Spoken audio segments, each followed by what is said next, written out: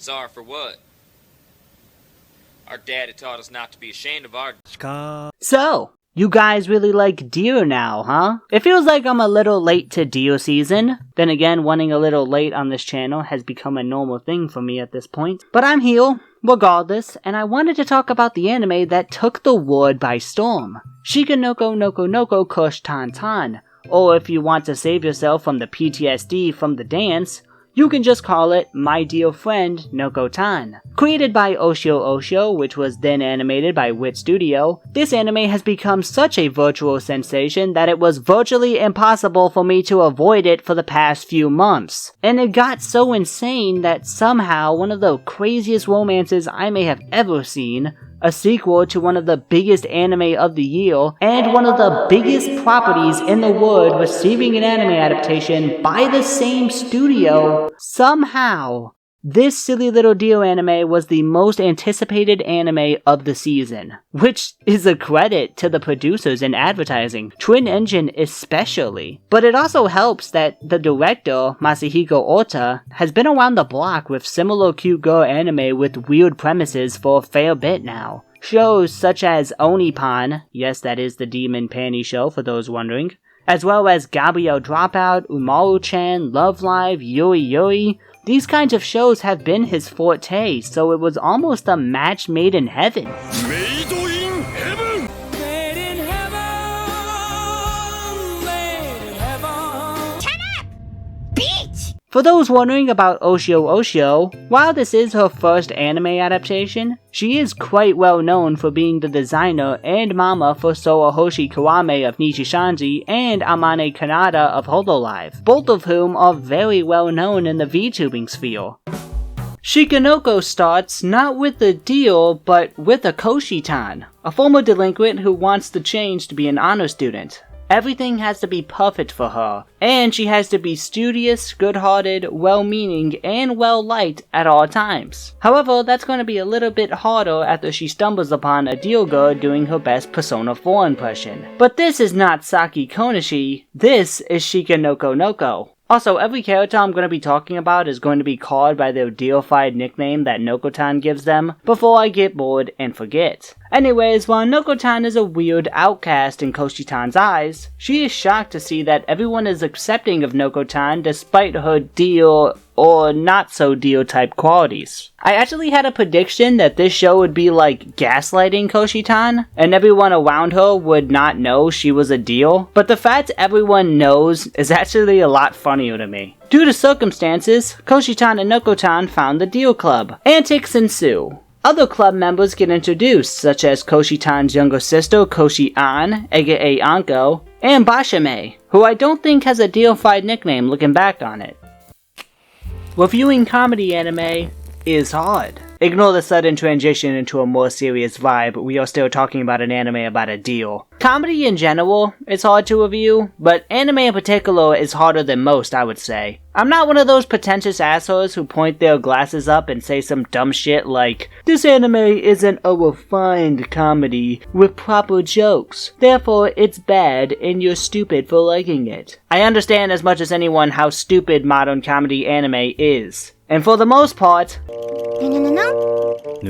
I find that stupid stuff hilarious. But the more important reason is the cultural clash. A lot of what Japan finds funny is different from America's. From my experience, and this is very little, mind you, a lot of it relies on the response to the funny thing happening, rather than something stupid just happening. It's why manzai comedy and just stuff involving reacting in general are so popular, and why every comedy anime has a Shinpachi type character. So it's less about whether I find a joke funny, and more about whether the joke was ever really meant for me. Just for a reminder, I did find this show funny more times than not. I loved it when the series went absurd, I loved Noko-Tan's and Koshi-Chan's dynamic, I loved the references, and I overall had a good time. There were a fair bit of times the show calls back to a previous gag, which is a level of continuity I was not expecting from a show like this. However, I feel like the true thing that led to this series getting this criticism is how the series is structured. A story that came out was that Wit Studio had altered the chapters a little bit to prioritize character introductions before all else. This does break the traditional anime format, since a cute girl anime usually waits right before the end of the first season to introduce the full cast of characters. However, after the student council gets introduced in episode 4, essentially no new other characters get added save for the barista guy. So it does lead to the comedy feeling a little bit old towards the middle section, since nothing new is being added. There are a couple of scenes where it breaks the format. The barista episode was funny because it was a new guy reacting for a change. I loved Anko's and Bashame's scene, and everything involving the student council. But for the most part, it is just Koshi-Tan and Noko-Tan, with everyone else just being there. I feel like this was an oversight on the staff, and something that does need to be pointed out. Let's compare Shikanoko to a show like Jashin-chan. Sure, it does give a fair bit of time to Jashin-chan and Yone's dynamic because that is the main plot of the show, so Jashin-chan changes it up by focusing on its side characters. There are times when neither Jashin-chan nor Yone are involved at all really, or very minorly involved, and that keeps the comedy fresh. Hell, even a more popular example is Kaguya-sama. I would find it hard to believe the series would work if it was just Kaguya and Shirogane playing mind games. I understand I'm comparing two shows with multiple seasons to one show that was very clearly only planned on getting one, hence why the series is structured like this, but it does feel like Shikanoko missed opportunities to develop Anko, Bashame, and especially the student council. I also think this series works best in shorter doses. When it spends an entire episode on one setting, such as the trivia scene in the sports festival, it felt a lot slower and was less funny to me. There are some exceptions like the finale which I found funny, but for the most part, the show works best when episodes are split into separate parts for me.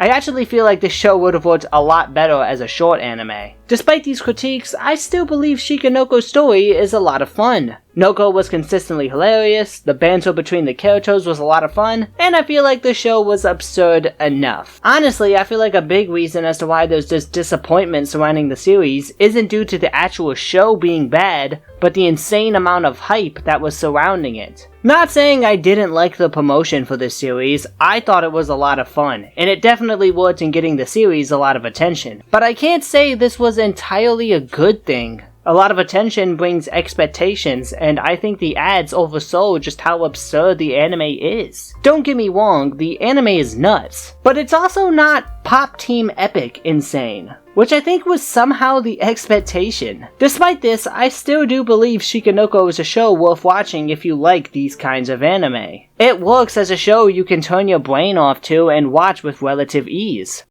A normal person would start off with Shikanoko, but I'm not a normal person, so I'm actually gonna start with Koshi-Tan since I feel she's more the main character as all the comedy goes through her. The comedy comes from Koshi-Tan's reactions to Noko-Tan, and not just Noko-Tan being wild. So because of this structure, Koshi-Tan is the most level-headed person in the show. Her reactions to not just Noko-Tan, but her sister and Bashame, as well as everyone else in the series, is what keeps the show grounded. I actually really enjoyed Koshi-Tan as a character in the rare moments when they did explore it. They kinda play with the dynamic of a delinquent trying to keep her perfect girl act together, but for the most part, Koshi-Tan is kinda just a normal straight woman, which is a little bit of a waste to me. I get this is a dumb deal anime, but I feel like it would have made the show funnier and more interesting had you actually played into her delinquent side more. You could have even had a message that Koshi-Tan never needed to try to be perfect, because it shows us that people like the delinquent side of her. I know what you are! I've seen what you've done! Besides that though, I do like Koshi-Tan. I like how normal she is in a show filled with weirdos. I especially liked when they show different sides of her, like her embarrassing side or her shy side. And she does seemingly care for Noko-Tan, despite what she may say. It leads to a pretty cute dynamic between the two, where Koshi-Tan is almost like a tsundere caretaker for Noko-Tan, something I was not expecting at all. Now let's get to the main deal, Shikanoko herself. To be honest, there isn't much to say. She's a deal. I love that she essentially has no rules at all, everything involving her antlers, to the point that she can whip off her own head, brew coffee, fly. She's a gift that keeps on giving, and I love her for it. Noko-Tan is hardly even a deal. Hell, she has antlers despite being a female. She's just whatever she wants to be, and it's glorious. I can definitely see how people can be annoyed with Noko-Tan. She is purposely meant to be aggravating for comedic purposes, and for some that'll come off more grating than funny. But to me, I loved her character. I wasn't annoyed at all. There are times when she actually banters back with Koshi-Tan, such as in the first episode, which I wish they had done more of, but Noko-Tan is overall a really fun character to me. I just can't say much about her because it's kinda hard to put her in the words. With the main cast out the way, I can talk about the rest of the cast, which I feel are all entertaining characters but are also critically misused in the show. I'm not saying the characters need to have a huge amount of depth or anything, but I do wish there was more to these characters than one simple joke and that's it. It's an issue I have with the entire cast, to be honest, including Noko-Tan and Koshi-Tan, but the side cast gets it worse due to the lack of screen time they get. The biggest examples being Koshi-An and Bashame. I mentioned their scene previously, which I loved mostly because it was something new and fresh and it showed different sides to their characters. It showed us that Koshi-An isn't just a typical yandere. She's actually pretty sweet to Bashame, and it mentions that she cooks for her sister, implying that it isn't just a weird incest dynamic. She truly does love her sister and wants to help her. Any gap Koshi-Tan can't fill on her own, Anko will fill for her, which is significantly more wholesome than anything we've seen previously involving her. I can't blame people for not liking Anko because it hardly shows us that side of her. Had we seen more of this side from Anko, someone who truly does work hard for her sister, then her character would probably be less polarizing. Same thing with Bashame, who is actually a fan favorite, but it does show us that she is also a hard-working girl. I actually wish they played more into the fact that she wants to be a deal. I feel like a Noko-Tan and Bashame dynamic was a missed opportunity, as it would have been funny. I'm not sure if this is just how the show is, or if this is the result of which studio messing around with the structure. While I do like these characters, especially Bashame, I love these slower, goofy side characters in anime for whatever reason, but I can't help but think about the missed potential here with these two. But while Anko and Bashame are a little misused, none are as sad as the student council, consisting of the anxious Tanakaguchi, wow that name is a lot harder to say than I thought it would be, the kudere Tsubame, and the bratty Shika Yamada. Fine, Neko Yamada.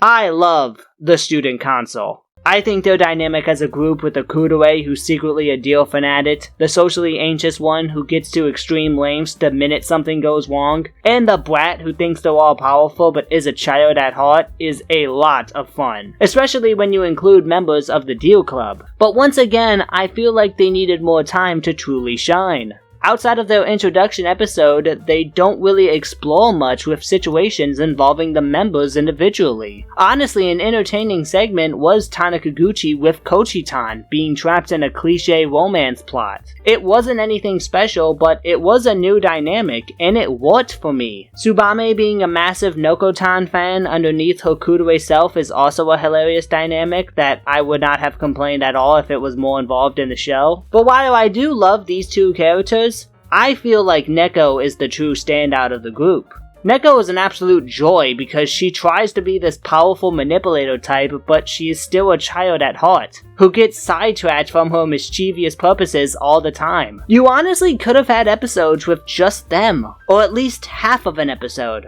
but outside of a few moments they aren't super important. Again, it's less to do with the fact that these are super unique characters that I feel would have fleshed out the show more, and more the fact that they're just entertaining characters that could have added some new scenes to keep the comedy fresh. Overall, I do like the characters in Shikanoko, but I can't blame people for not liking the side cast since they don't get much attention.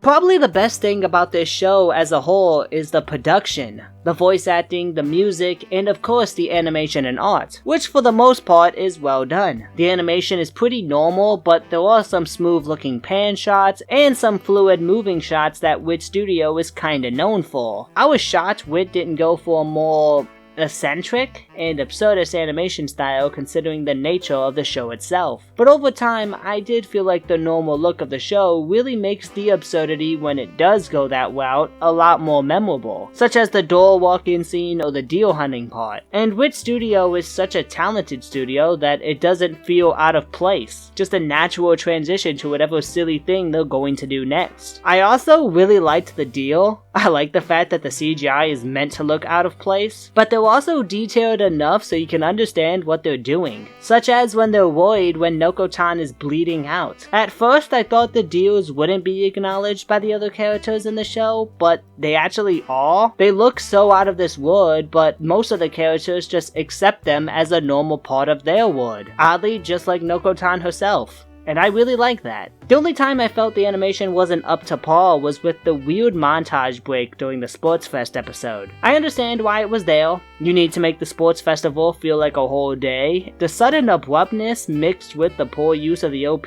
gives it a lazy vibe, which I don't think was intentional and something I was not expecting from a studio like Wit. But outside of that, the animation is good. Great even at points. The art is also solid. I like the character design, specifically Anko because she models her hair off of her sister. It's a small thing with her character that plays into this obsession she has with her, yet it's different enough to make it not look like just a copy and paste. The hair strands are wilder, which makes sense because Anko's a little more unhinged. Bashame's design is also nice to me. There's something so relaxing about her design, and it really does work for me. One thing about the art I'm not 100% sure I'm correct on, but if I am bodying this section. But the eyes look like deer hooves. They're a little bit smaller and they're upside down, but they really do look like deer hooves to me, and nobody else has noticed this. So I need to know if other people see this. A little thing with Koshi-Tan is when she does go into delinquent mode, her eyes change color to a pure pink. In general, there are smaller things all over the show I noticed and laughed at. The fact Shikanoko's silhouette is included in the heights of the deal, the fact she has to walk sideways so her antlers don't get stuck, the smug ass Chibi Noko, the lack of transition when Noko changes her art style. A lot of little moments like this the show really excels at.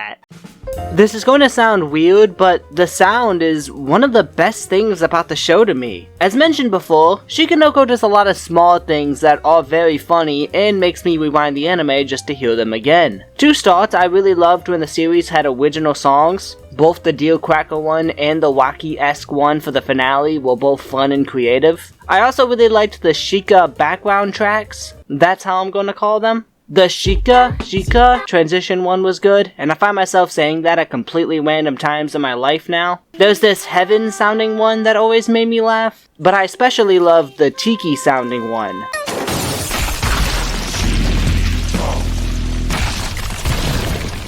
There was one scene with Anko where they used that Tiki song to count the deal on screen, and then it cuts to Anko and it sounds confused. I have been thinking about that scene for the past 2 weeks, and it still makes me laugh. Shika, shika.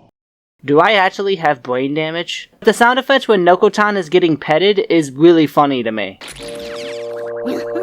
Sounds like she's petting a slime or something. On to the opening and ending, which are both really good. If it wasn't for Creepy Nuts and their ability to make catchy ass openings and the inevitable Bango Monogatari opening, this would probably be my opening of the year. It's catchy, it's entertaining, the dance has become a viral sensation, and it perfectly represents the wild nature of the series. I've caught myself listening to this a lot more than I'd like to admit. The ending is just deal propaganda, which honestly feels like the show. This all just feels like deal propaganda. It was also interesting to see the process behind making deal crackers. It's a reminder of how much love this series has for this strange little deal subculture in places like Nara. Maybe I just really like deals though. I don't know. The seiyus are all very experienced people who are all very well known in the circle. A lot of times scenes are funnier simply because of the voice acting. The biggest example of this is Han Megumi as Noko-Tan. A lot of the stuff Noko-Tan says are memorable simply because of how she delivers each line. The little noon thing she does, along with all the other deals, was just so dumb it made me laugh. でしょここのトピうまうまなんだから Just some of the normal stuff you'd expect from one of the best in the industry. Honestly, the whole cast just sounds like they're having fun with this. Saki Fujita as Koshi-Tan really kills it here. It's tough to have a character where the joke is you reacting all the time, and for the most part, she really did her role great. Fun fact, did y'all know she's the voice provider for Miku? That's something I learned while researching her and I felt like sharing. Fuka Izumi as Bashame. She's actually relatively newer in comparison to the rest of the cast. Mostly known for her performance as Utena from That Magical Girl show, which is another performance that really stuck out to me as being memorable. So get ready to hear her name a lot more in the future as she shined in both performances. And then of course, Rui Tanabe as Anko was also fun. Another one who voices a girl from Project Sakai. That is a weird ass coincidence. I also really liked each of the student council girls' voices and the tea owner Yoshiharu. Overall, it's a fun cast. Not much more I can say here. Shikanoko is a good anime. I don't want people to misunderstand this video because I had critiques for it that I didn't like it. This is a funny anime that I really enjoyed, and I've had a blast watching not just the show, but seeing the memes and stuff that came around it. It's rare for an anime to come out and light the community up the way Shikanoko has, and the fact it's about a stupid deal makes it even funnier. And it all goes down to the smart people over at Twin Engine and Wit Studio, as well as the other producers, for leaning into the show's absurdity and creating a moment I'll never forget as an anime fan. A time when the whole community was obsessed with deers. However, it did end up biting the series in the back, since it gave the anime expectations that it never needed to have. Shikanoko was never going to be a pop team epic or a niche show simply because it was never trying to be. I kept my expectations manageable, and because of that, I was able to enjoy the show for what it states it is multiple times in the anime. A simple, dumb little anime about a deal. What are your thoughts on Shikanoko? I'm actually pretty curious. Thanks for watching, and I'll see y'all next time. 蓝老，老天保佑金山银山前路有，老天教唆别管江湖龙虎斗，老天叮嘱这辈子我散不丢，老天就怕346雷中打球，耶！